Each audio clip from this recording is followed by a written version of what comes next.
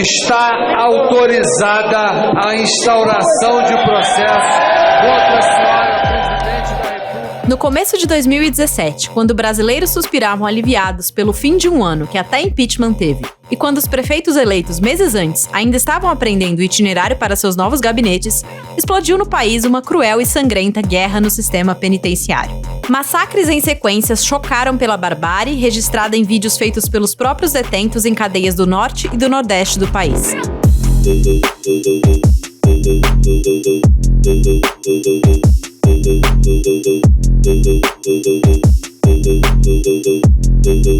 A violência, porém, teve origem a milhares de quilômetros dali. Na verdade, começou fora até mesmo do território brasileiro. A faísca inicial daquele conflito se deu em Pedro Juan Caballero, no Paraguai. A cidade faz fronteira com o Mato Grosso do Sul e é um dos principais corredores para a entrada de drogas e armas no país. Por ali, reinava um rei, o Rei da Fronteira. Assim era conhecido o brasileiro Jorge Rafati, de 56 anos.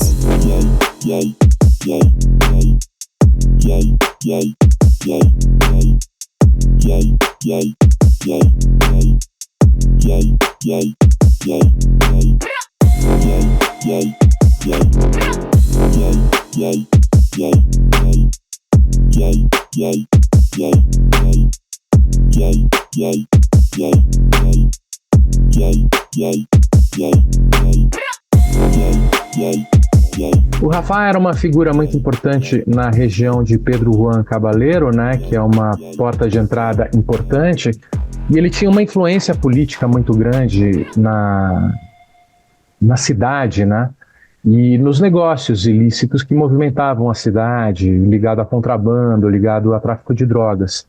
E acabava sendo uma espécie de mediador do entra e sai da droga em São Paulo. Então, tanto o PCC como o Comando Vermelho, eles percebem que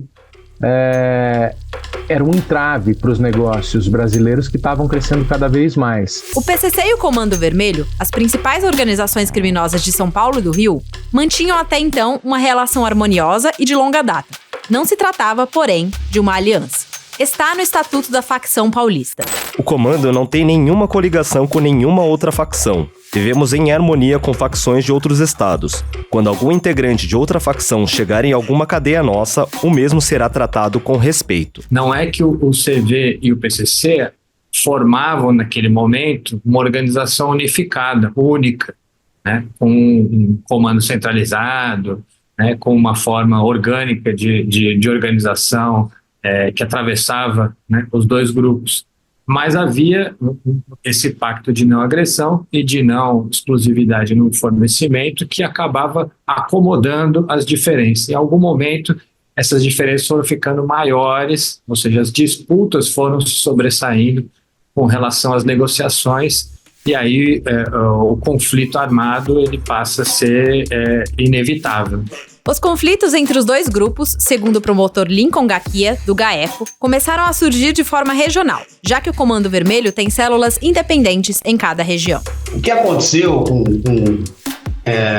essas duas facções foi que em outros estados, e eu vou pontuar, por exemplo, Mato Grosso, começou a haver uma cisão lá do Comando Vermelho com integrantes do PCC. Por quê? Porque o Comando Vermelho não funciona com a mesma lógica do PCC. Ele é como se fosse uma franquia. Você só tem as determinações que são, né, do conselho lá, que é formado pelo Marcinho VP e etc. e outros. Mas, de fato, por exemplo, o Comando Vermelho do Mato Grosso, e o termo é esse, não é Comando Vermelho, é Comando Vermelho do Mato Grosso, Comando Vermelho do Ceará, Comando Vermelho da Amazônia. Então, é como se fosse uma franquia, eles têm autonomia, inclusive para decretar esse tipo de guerra. E eles começaram a matar integrantes do PCC lá no Mato Grosso, também no norte. Apesar de suas diferenças, tanto o PCC quanto o Comando Vermelho viram em Rafati um inimigo em comum. Os dois grupos se uniram ao traficante Jarvis Pavão, que integrava uma facção de Santa Catarina, para dar cabo do Rei da Fronteira. Em março de 2016, Rafati escapou de uma primeira tentativa de atentado usando um carro forte. Mas 3 meses depois, em 15 de junho, uma emboscada que teria custado cerca de $1 milhão decretou seu destino. A arma do crime foi uma metralhadora .50, um equipamento capaz de derrubar aeronaves. A saraivada de balas conseguiu perfurar a blindagem do carro onde estava Rafat, que morreu atingido por 16 disparos. Foi muito mais uma briga com esses criminosos aí na época de lá mesmo, como o Rafat e alguns paraguaios, para poder ter uma certa dominância. Não vou falar hegemonia, porque o PCC não é hegemônico lá, mas ele exerce sim um domínio importante naquela região depois da morte do Rafat. Esse domínio deu à facção paulista o controle da principal rota para a entrada de maconha paraguaia no Brasil, e também de cocaína e armas vindas de países como Bolívia, Peru e Colômbia. O Comando Vermelho, assim, precisou buscar rotas alternativas, o que fez com que a facção carioca firmasse novas alianças com facções do norte e do nordeste do país. Em setembro de 2016, correram pelas ruas comunicados vindos dos presídios, os chamados salves, anunciando que CV e PCC estavam rompidos. O Comando Vermelho teve que se reorganizar e isso teve impacto para além daquela fronteira, que a partir do momento que você não consegue fazer o grosso do fornecimento de drogas, por exemplo, virem daquela fronteira, você tem que deslocar rotas e corredores, e isso foi feito sobretudo mais ao norte do país, né? Enfim, onde você vai encontrar resistências tanto do primeiro comando da capital, como também de outros grupos que já estavam operando nesses lugares.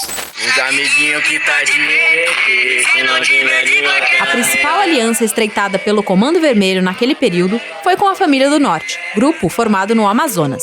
O comando é um só, tá daquele jeito, representa FDN junto ao Comando Vermelho. E foram os integrantes dessa facção que atacaram primeiro, horas depois do Réveillon de 2017. Os criminosos renderam agentes de uma penitenciária de Manaus e assassinaram 56 detentos, quase todos do PCC. Foi o episódio mais violento em uma cadeia brasileira desde o massacre do Carandiru, em 1992. O contragolpe veio 5 dias depois. Por ordem do Grupo Paulista, 33 presidiários de uma penitenciária de Roraima foram executados. As mortes na penitenciária agrícola de Monte Cristo foram de madrugada. Quem mora perto da unidade ficou assustado. Bomba, tiro, grito, muito grito aí dos presos aí, ó, apavorante, ó. O segundo ato da vingança do PCC se deu em 14 de janeiro, no Rio Grande do Norte. Naquela data, integrantes da facção tomaram o controle da ala da penitenciária estadual de Alcaçuz, que abrigava membros do Sindicato do Crime do Rio Grande do Norte, grupo associado ao Comando Vermelho. Ao menos 26 morreram. Porque se houver um confronto aqui é morte demais, porque de um lado tem 400 e pouco, que é do sindicato, do outro lado tem quase 600, que é do PCC. Então a gente está numa situação difícil aqui, certo? Olha, aqui é tudo PCC, olha. Olha, aqui tá tudo solto aqui no meio dos pais, aqui no 5 em todo canto. Aqui é o 5, olha. Lá em cima é que é o bicho do sindicato lá pra cima. Que é o PV4 aqui, nós tomamos na faca e na bala aqui, ó. Matamos um bocado de sindicato melado de bosta. Estamos aqui dentro, ó, tá ligado? Estamos dentro do PV4 aqui, ó. Daqui é só o vídeo real aqui, tá ligado? Primeiro comando da capital. Aqui onde tem bagaceira jogando pé de nós aí, ó, tá ligado? Essa bagaceira é o açougue aqui, tá ligado? Nós transformamos no açougue. Pedacinho deles aí, ó. Tá ligado? É o açougue. Houve também assassinatos em um presídio na Paraíba, além de fugas registradas em cadeias do Paraná, Minas Gerais e Bahia. Os seguidos episódios de violência não ficaram restritos ao sistema penitenciário. Especialistas ouvidos pelo Globo são unânimes ao atribuir o número recorde de homicídios registrados no Brasil em 2017 à guerra entre facções. E esse conjunto de eventos levou a uma organização muito maior desses grupos.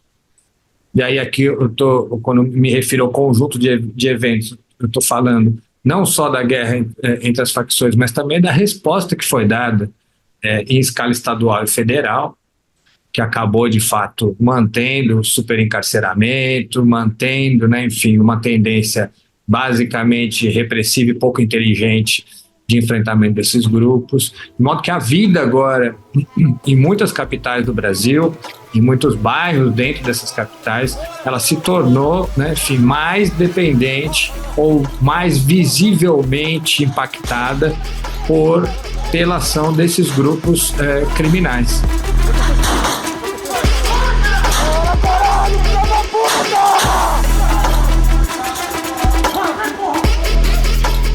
a guerra entre as facções não se deu por ação do Estado, mas sim por decisão dos próprios criminosos.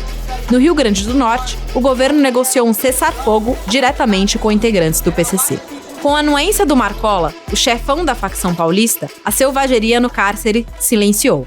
Eu acho que acabou porque é um processo autodestrutivo, né? Que depois de um tempo de existência das facções, elas existiam justamente para evitar esses ciclos de vingança. Faz parte da pregação das facções o acordo, a diplomacia, para evitar esses tipos de massacre, porque eles querem ganhar dinheiro, né? Isso vem se consolidando com o tempo, né? São grupos cada vez mais organizados e cada vez mais pragmáticos, voltados para o lucro. Os massacres e os conflitos de 2017 não foram capazes de enfraquecer o PCC, que expandiu sua atuação internacional após a tomada do Paraguai. Já o Comando Vermelho manteve seu processo de expansão em território nacional. Então a tendência é um mercado menos destrutivo, né? E mais pragmático e mais lucrativo, que é o que a gente tem visto acontecer, principalmente depois desse grande choque de 2017, a gente vê uma tendência de reconstrução de laços para que todo mundo desse mercado criminal ganhe mais dinheiro. O que vai acontecer no final? Não se sabe. É óbvio que o PCC quer o monopólio, quer dominar o território brasileiro completamente. E o Comando Vermelho quer preservar aquilo que ele tem. E as famílias unidas com a família do Norte. Esse conflito ele é latente, ou seja, ele está previsto, ele existe, mas ele ainda não houve um grande confronto naquela época, houve aquelas rebeliões, morreu um monte de gente. Mas atualmente, da mesma forma, ainda há atritos e isso não se resolveu.